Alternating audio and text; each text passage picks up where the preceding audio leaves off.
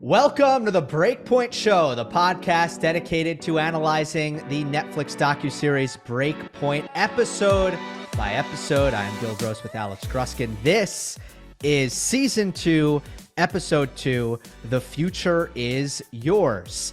Needless to say, if you did not watch Season 2, Episode 1, The Curse, please, well, look, you can do whatever you want, but theoretically, we recommend you go back, watch that, then come back to this show. I believe this episode just started with this dramatic opening shot of Holger Rune watching the Australian Open trophy ceremony.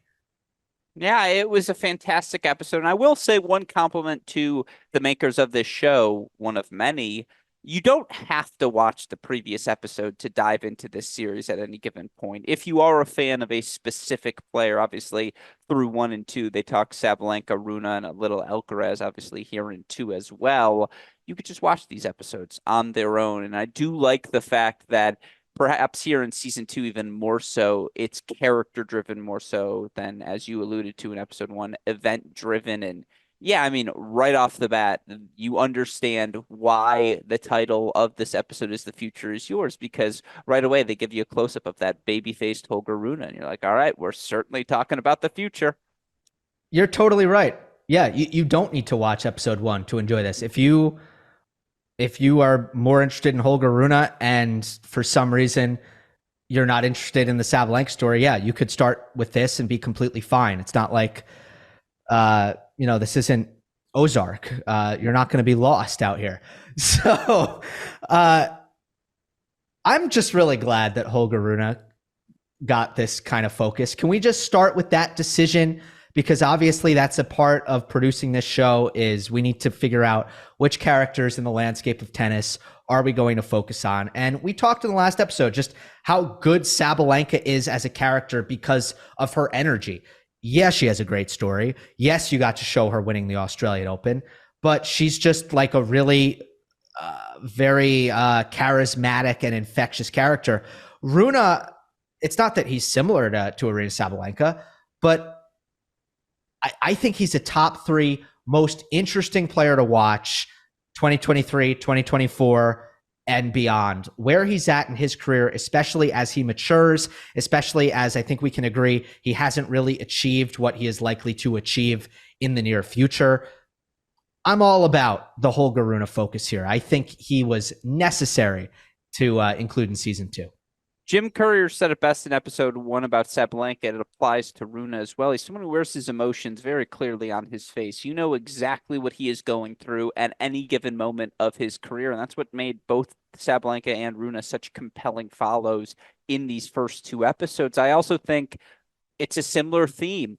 If you are a fan of sport in general, what compels you? Always young, rising talents. They're always going to get the attention of the sporting world. And right away, how Holger Rune is introduced, I jumped up the rankings pretty quickly last season, as he liked to allude to it.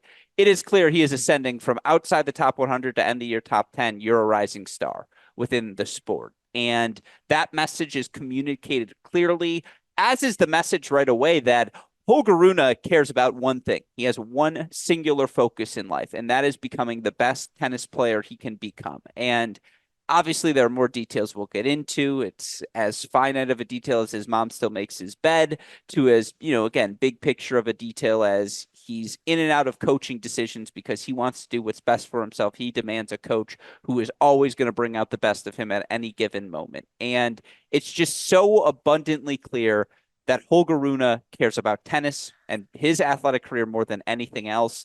And as a fan, if you are a fan clicking on a sporting docu-series, something like Breakpoint, that's the storyline that's going to compel you regardless of who that player is. Yeah, dude. He has a hunger and a killer instinct that is different. It's not, and so many people have been on Breakpoint. How many people have come on Breakpoint and be like, I want to be number 1. I want to win majors, right? That's not novel at all. But for some reason, the way Rune kind of goes about it, there's a certain, like, even the way he just looks at Novak and he's like, time for the young guys, let's go. Like, it's time. I think he left his hotel room, said something like, time for the next generation to come. And he gives a, he pounds his fist on his hand because he is actually like, no, I need to kick Novak's ass. This is enough. And when he's watching the Wimbledon final from the couch, Alcaraz versus Djokovic, and when he's watching the Australian Open trophy ceremony, Novak's lifting another trophy, you actually get the sense that he's like, fuck this. I hate this. And then like the way it ends, and I'm fine skipping to the end here, with Alcaraz winning Wimbledon. And Holger's like, I'm happy to give him a 2-0 lead, but let's count when our career is over.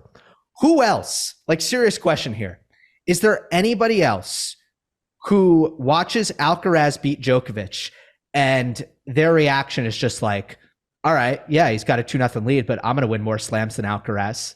Well, he said it during the episode when they showed, and it's a video. If you are a fan of tennis, you've seen a photo from many a times. Rune, Alcaraz, the same age. They competed in the prestigious junior event, Le Petit AS in Paris. They play doubles together. Is that the pronunciation? Why do you always call Le Petit A? Yeah. I've always gone with AS. We can leave that up to scholars to discuss in a different point. The French will be in the comment section. Yeah, they always are. Them and their revolutions. But you look, this is so, not to plug the mini break here, but I explained to Jeff Sackman how I used to do a bit for my little brother explaining all of the presidents. I'd go through order and give him just enough of a history to be like, so he knows something about it. And so out of nowhere, Jeff, questioning seeming the legitimacy of my bit, goes, Rutherford B. Hayes. And I go, look, man, we're just reconstructing and trying to hold on. Like, we're not going to accomplish much in these post-Civil War years. And he starts laughing. He goes, hey, he went to a different one. I think he was like, then I was like, no, I really like doing James Buchanan, something similar pre-Civil War. And he goes, you know what? That's just true enough to be funny. And I passed this test, and I was so proud of it. And so that's what I feel like I just did with that revolutionary joke. Anyways, point is to say, like, Holger Rune in this episode goes, if you would have asked us at that time, do we both think we'd be in Wimbledon quarterfinals? I think we both would have said yes. And it's just a degree of honesty from Holger that you see throughout the course of this episode is, look, he's cocky. He's very self-confident. He needs to be. He knows that's what it takes to be this successful, to have the degree of success he wants in this sport. You have to be self-obsessed. You have to be self-driven. You have to be all the self-related adjectives, much like I am self-centered and relitigating some jokes to try and see if you listeners will enjoy them as well. Anyways, he has that trait, like, and it is captivating for fans, fan or not. You are captivated by it. Yeah. And I love it. And you're right. It is crucial to his success. Like, seriously, is Grigor Dimitrov, like, not to pick on him, but, you know, he's a top player who's a little bit older. Is he watching the Australian Open trophy ceremony in 2022 and feeling like legitimately annoyed? No. Does he watch Alcaraz win a slam? And now I'll go younger. Let's go Tsitsipas or Medvedev or Zverev. Alcaraz wins Wimbledon and they're like, damn it, he's up 2-0, but I'll catch him in the end. No, none of them have that mentality. That's what makes Holger different. Is that fair? I don't know if none of them have that mentality. He has it in the most pronounced way possible. And even to the degree of he is watching tennis at all times. Like, he's at the Australian final. He's watching the Wimbledon final. He's on his phone. They catch him. He's like, I'm watching highlights. And he giggles. He's like, you caught me. I'm watching the highlights. Like, of course I am, man. I'm 10 in the world. It's sick that there are Twitter highlights of me. Like, he is obsessed with this sport. It is the thing that drives him above all else. And, like, again, to the title, the future is yours. You start to wonder, what does that future look like for him? Because you feel like this is a guy who's going to do whatever it takes to maximize himself, even if there are some self-related stumbles along the way. Also, Jim Courier explained it super, super well, where he was like, these guys, Alcaraz and Rune, they come up, they're still optimistic. They're not scarred. Yeah, they have no scar tissue. Right. That's so a great point, right? Because when, like, Tsitsipas is a perfect example of this. When he came up and he was playing the big guys, he did expect to win, and he did win early on. But it feels like, you know, he started to lose and he started to lose. It feels like that takes away something. Like, you almost get a part of you. They take your soul a little bit. And Rune and Alcaraz, they haven't had they're still a young, unscarred, untethered soul. Well, to that point, and part of it is because Alcaraz still isn't the most comfortable with his English, and this wasn't what he meant to say, but in saying it, it communicated some honesty to Djokovic in the post-Wimbledon final trophy ceremony. When I was born, you were already winning titles. And I mean, again, is that literally 100% true? No, because 2004 Djokovic, it wasn't or 2003, whatever, wasn't the peaks of his powers, but like in a broader sense, absolutely. Like as Alcaraz was 7, 8, 9 years old, really becoming a fan of the sport, that's when Djokovic, Nadal, Federer, they're all starting to reach or at the peaks of their power. And like again, you grew up watching them. You didn't grow up losing to them. You grew up dreaming about have the opportunity to beat them. And obviously to see both Alcaraz, Rune defeat Novak in this episode speaks to the fact that these guys have these remarkable dreams and they're living them already as recently as this 2023 Yeah. season. And it speaks to why this episode was appropriate in this series and such a joy to watch. And he kind of acts his age in a way Yeah, where it's sure. almost like it does feel like he's 19. It's hard to understand whether it be the presence of his mom, which he'll discuss, or maybe even just how he looks. You called him baby faced Rune at the start. It does feel like you buy into, oh, this 19-year-old's super talented, coming up top 10 in the world, and he's trying to take Novak down and win majors and have a better career than Carlos Alcaraz. His mom was dressing him. Like, and by the way, I am 28 years old. I will still do that if my mom is with me and there are clothes being bought. Of course, I want her opinion. That's the one that matters most. But he's at the Nike shoot. Do you like the hat? Do you like the headband? There's the scene in his room. What shorts best complement this shirt or whatever it may be? Like, she made his bed. You can feel this is a guy who still needs some parental guidance because, to her point, he's turning from the boy into the man. I think his mom says that throughout the course of the episode, and yet he clearly is already a man on the tennis court. Like the skill Yeah. set, the physicality is there. All right. I wasn't going to start with Annika Rune, but since we're there, let's start with her. I really like her, and I think that Holger has maybe gotten some crap on the internet, like, oh, you need to be more independent or whatever. And look, tennis parents, boy, there are good ones and there are bad ones. Like anybody who's been around the sport knows that a parent can make it or break it. I think she's kind of on the money where she doesn't call the shots. She's not a micromanager.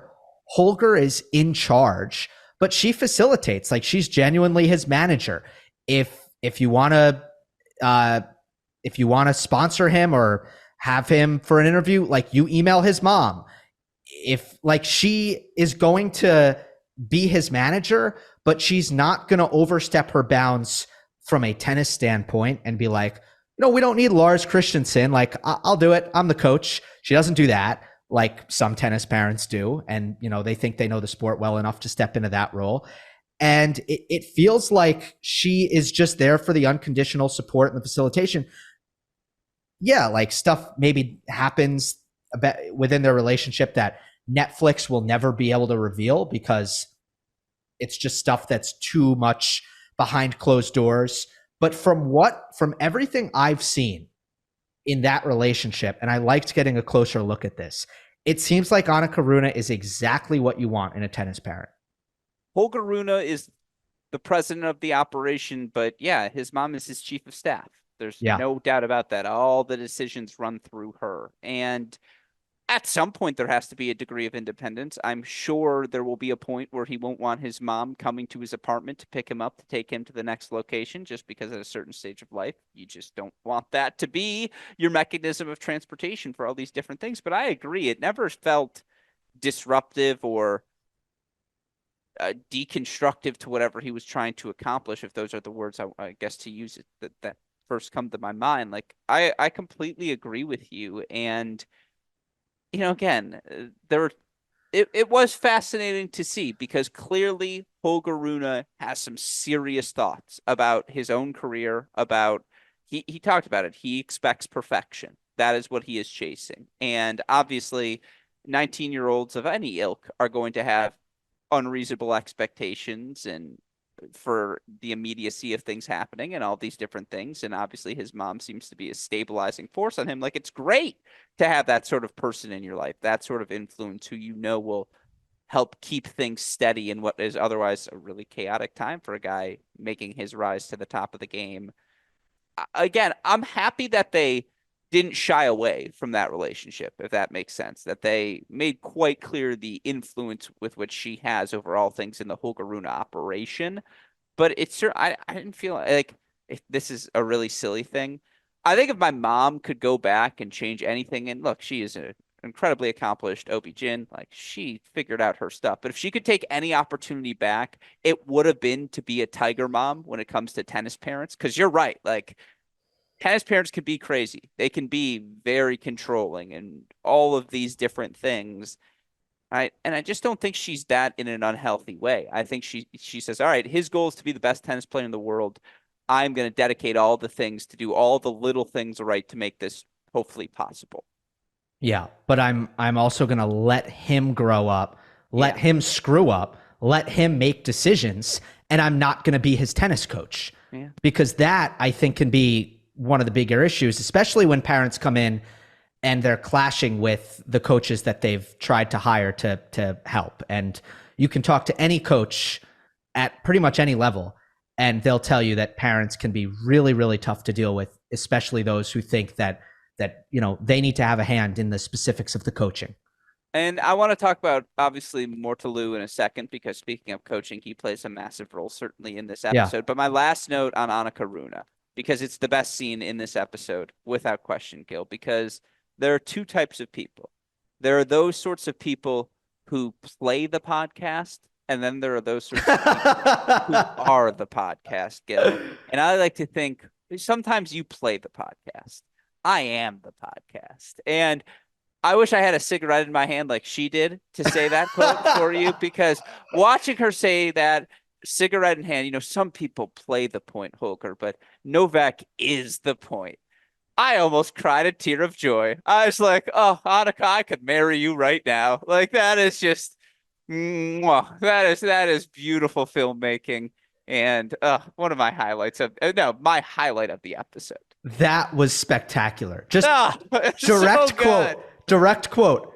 Novak is not playing the point. Yeah. Novak is the point. She should have taken a drag right there, and then smoke just started coming out of her mouth. Oh, that was great. Okay. By the tennis. way, I missed this on the last episode, so this is also me playing makeup. Another great shot. Meant to say it in episode 1. Shouldn't have left it on the cutting board. Obviously, we're in the same clothes. We recorded them back to back. The scene of camera work, Sabalenka nose up, showing the photo of her dad, and her going, "We have the same nose." And they actually show it at an angle where you're like, oh yeah, that's the same nose. And it's like, it's really good camera work by them. So Netflix, they've done a really good job in season 2 so far. They stepped things up. The tennis begins at Indian Wells, and we're just going to go to Rune versus Stan because there's beef, right? Yeah. And that's it. And at first I was just like, okay, where are we going with this? We started at the Australian Open. Now we're in round 3 Indian Wells, maybe second round Indian Wells. And, he loses this match, didn't play very well. I remember watching it. It got very entertaining after the first set. The first set was crap. I mean, Holger was terrible in the first set, but then it got really good. Stan wins. He kind of says, "You have nothing to say now," which was, it wasn't a great look because Stan was just like, bro, what?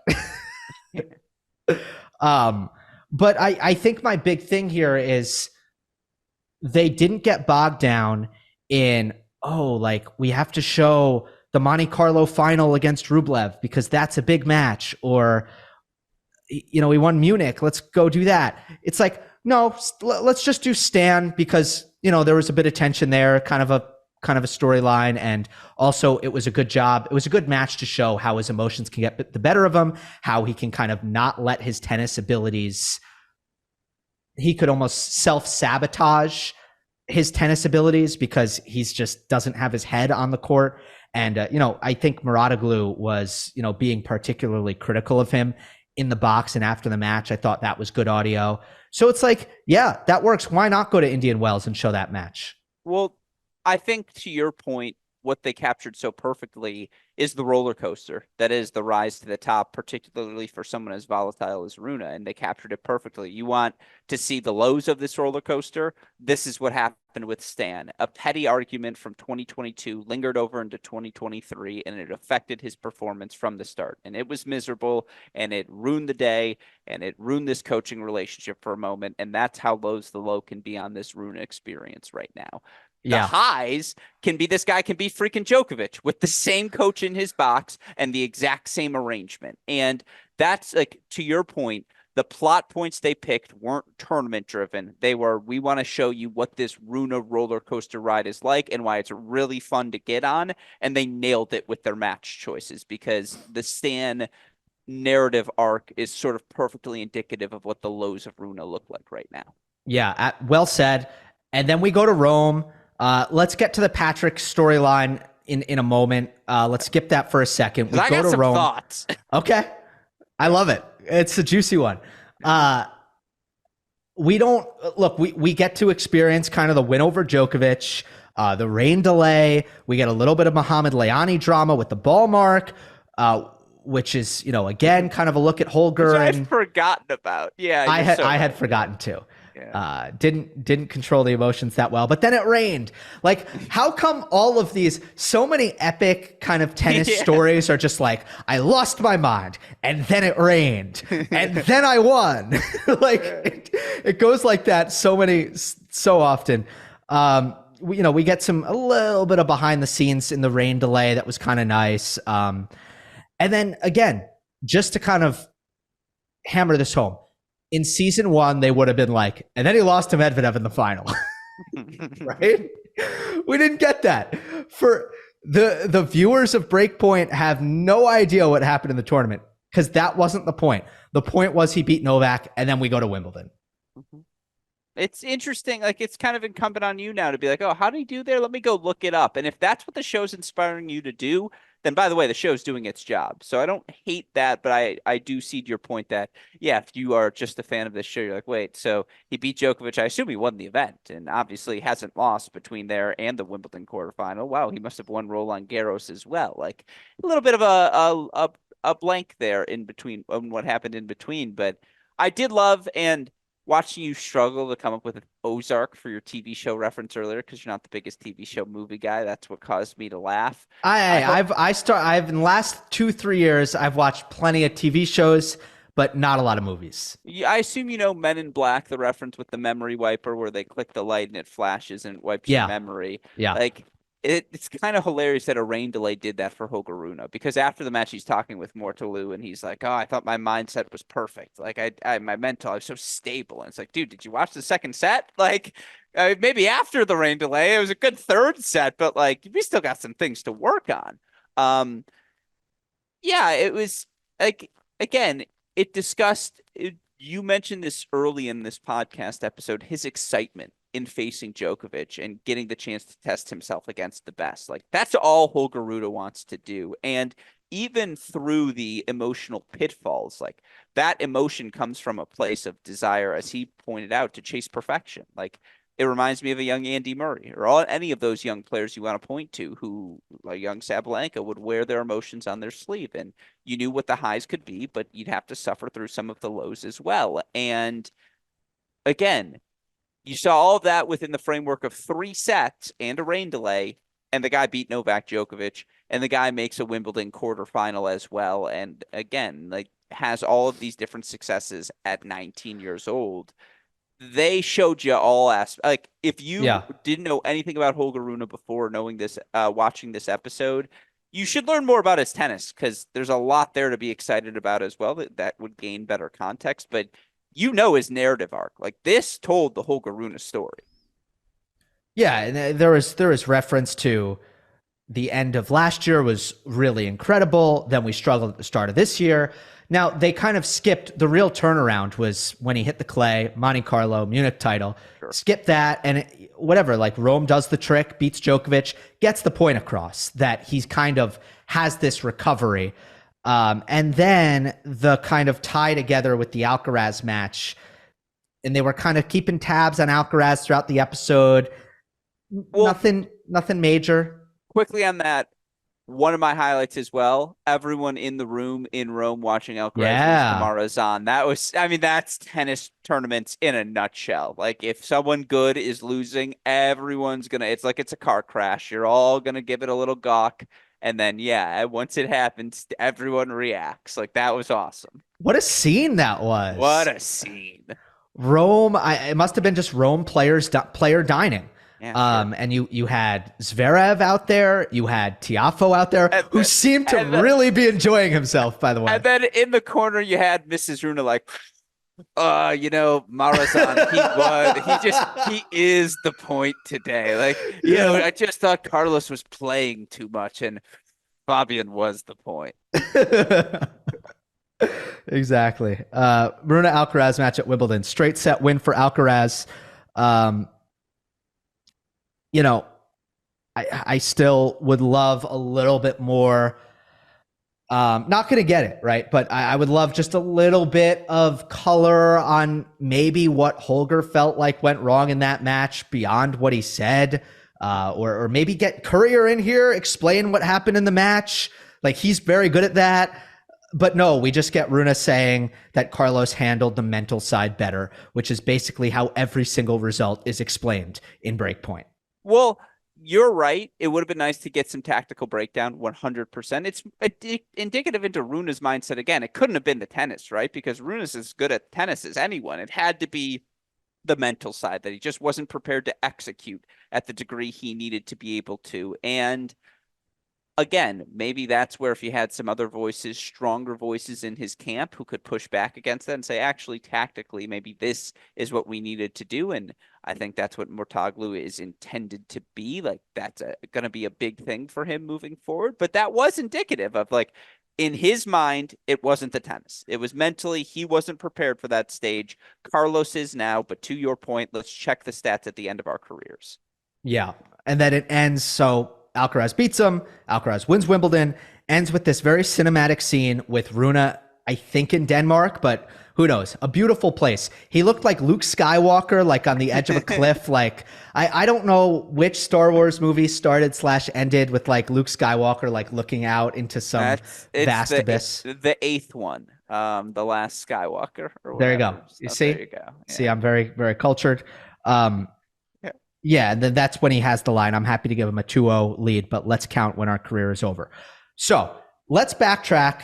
That was the tennis. I think we've covered enough how it was kind of interesting what they did. Just Indian Wells round 3, Djokovic win in Rome, Wimbledon quarterfinal. But you have the coaching stuff, which for Runa is particularly interesting for a couple reasons. One, there was changes, there was volatility, but also, no, you do have someone with name recognition and some larger interest in Patrick Mouratoglou, who was used as a talking head in season 1, and now he's in the story here in season 2 for this episode. Runa splits with Patrick, basically says, like, I feel like he just accused him of just sitting there and not doing anything.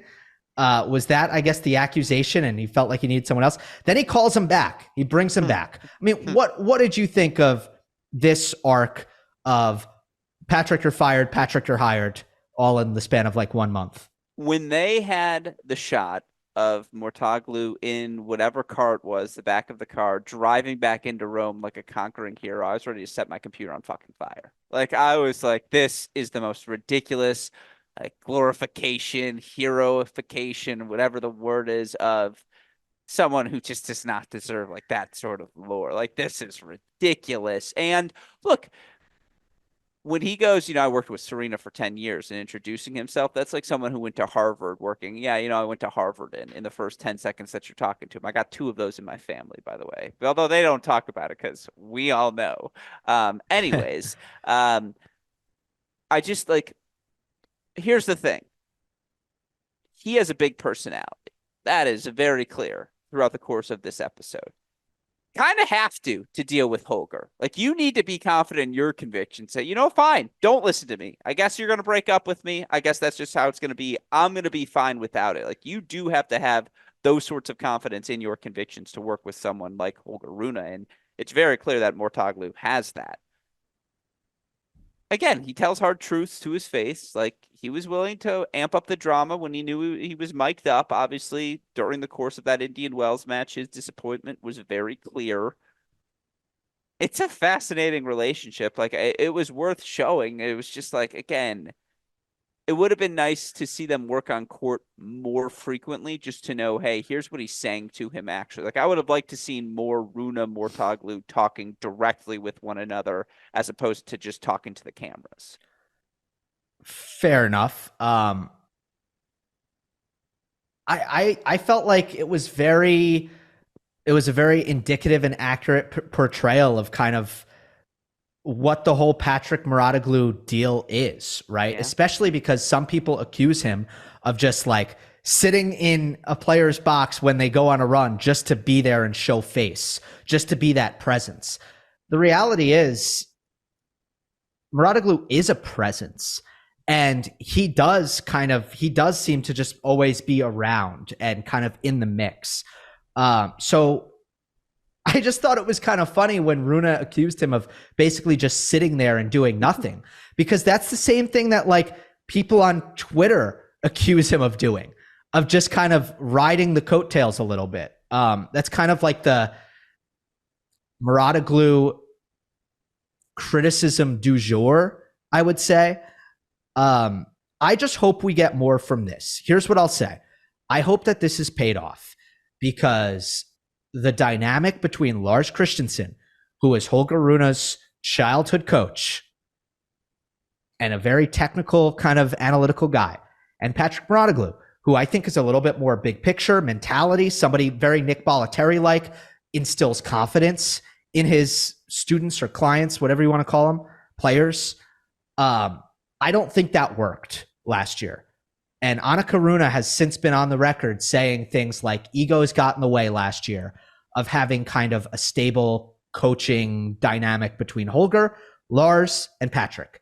I just hope we get that, because I like that it kind of showed the unique player-coach dynamic. The fact that Holger was like, yeah, I fired Patrick. I just thought that it wasn't really right. It wasn't really working. And then, yeah, I decided to rehire him. I brought him back. I kind of like that window into how weird and crazy tennis is. It's the only sport where players do that. I would like them to now go a step further. I want to see how that kind of ballet, that dance that is so delicate when you have two coaches for one player, how that kind of broke down and ended up backfiring on Holger last year. Really well said. Any moments that we need to cover before we wrap this up? We didn't talk enough about Alcaraz, who this episode introduced but didn't give us enough of, and I'm hoping there's more of him again in future episodes throughout the course of the season. I've only watched the first two thus far, but you can't just give us a hint of Alcaraz. You can't just show him beating Djokovic in that final, and I do wonder how much of that is language-centric, because obviously his answers are going to be in Spanish, which I got no problem reading subtitles. That's how I'm watching these shows anyways. Like, he is the man. You talk about the future is yours. This guy with 2 slam titles. The only person to beat Novak Djokovic at a major last year was Carlos Alcaraz in that 5-set Wimbledon final. Could have had its own episode. It got the last 5 minutes in an episode primarily about a different player. Like, again, you saw the intrigue in that player lounge when Carlos Alcaraz lost. Everyone is looking to him as the guy to chase in the future as well. Like, there's just more meat on that bone. And to have a quote from him in this episode of, one of his purposes is just to play with joy.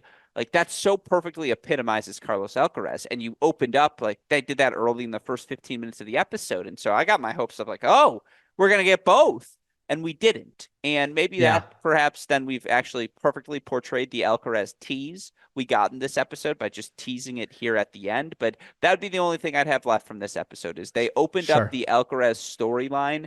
And I hope there's more payoff, because it's intriguing. Okay, couple things. First of all, the U.S. Open, there was a U.S. Open episode, I guess it was Tiafoe, in the last season, where I think we felt pretty much the same way. Sure. Where they went half in on Alcaraz, right? They were like, okay, we're going to cover him, we're going to do him, but it doesn't feel like all of our chips are on the table, full system go. We're diving into Alcaraz. You're right. It feels like every time they do it, it's kind of, 25%. Now, sometimes that can be effective. We talked again in the last season about how kind of them not doing Nadal was a perfect way to do Nadal. Sure. So maybe there's a little bit of that. Maybe it comes down to access. Yeah.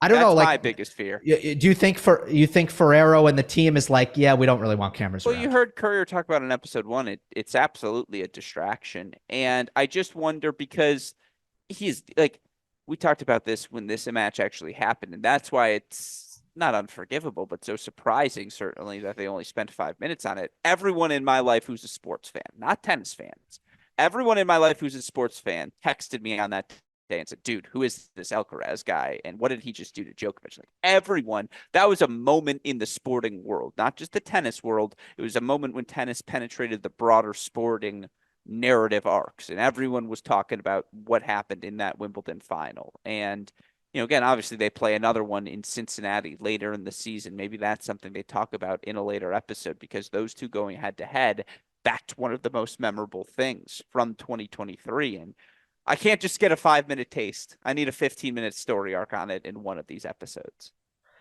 We'll see if we get it. I feel like, again, we don't know, and I think we'll know by the end of the season, especially hopefully we do some good interviews with people who had a hand in making the show at the end of this. But it feels like Alcaraz's circle is the type that would be like, yeah, we don't need this. That's rare. Because I think you could go through the top 10 and you're going to find maybe Novak and Alcaraz, probably the only players, maybe Medvedev, just because of their vibes. They're just like, could do without it. But we're certainly glad that Holger was able to let Netflix behind the curtain because I thought this was a good episode. And through 2 episodes in season 2, I think this is a better show than it was last season. I've been really happy with it. I'll leave you with one final thought, Gil. Some people want to play the future. I want you to be the future, Gil, because the future is yours. Some people record the podcast. Yeah. We are the podcast. We got to be the podcast. Breakpoint Season 2, Episode 2. The future is yours. This has been the Breakpoint Recap Show on Gill Gross YouTube and the Cracked Racquets Podcast Network.